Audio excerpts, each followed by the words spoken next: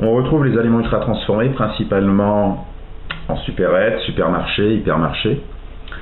Ils constituent environ 40 à 50% de l'offre alimentaire dans ces lieux de vente.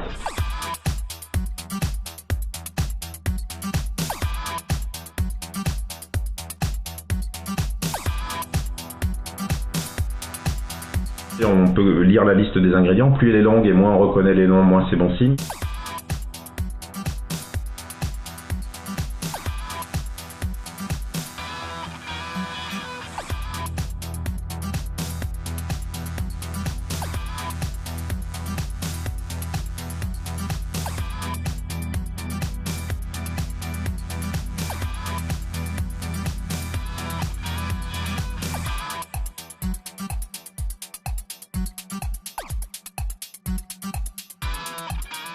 Il y a beaucoup d'aliments ultra transformés à destination des enfants qui en contiennent trop. On peut citer les plus connus, les céréales du petit déjeuner pour enfants qui sont majoritairement ultra transformées, des poudres cacaotées qui peuvent monter jusqu'à 60-70% de sucre et les sodas.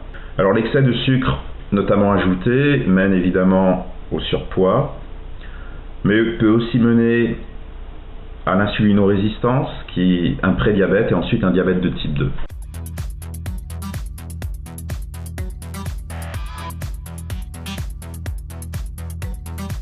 Le sucre, c'est un pari sur l'avenir.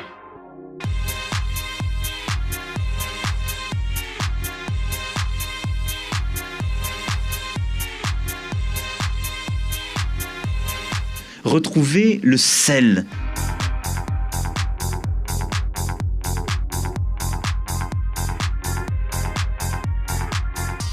Salted pork.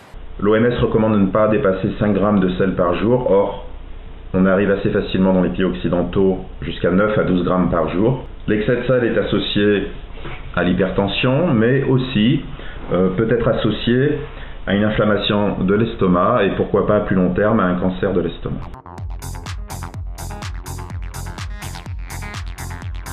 Le gras, c'est la vie.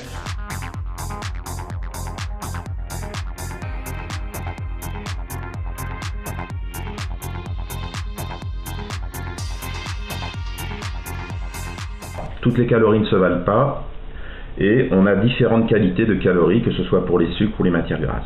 En effet, les aliments ultra transformés véhiculent des matières grasses qui ne sont pas forcément de bonne qualité, souvent trop d'oméga 6 par rapport aux oméga 3.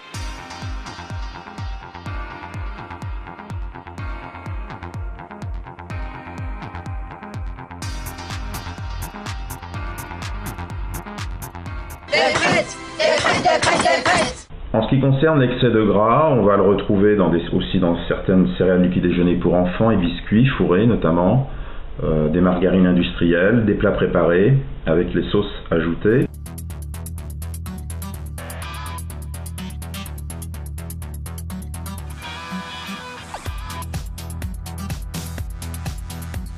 On peut trouver des aliments bio, véganes, sans gluten, qui sont ultra transformés. Notamment, une étude a montré que l'offre en produits alimentaires sans gluten était à 80% ultra transformée. C'est de la merde.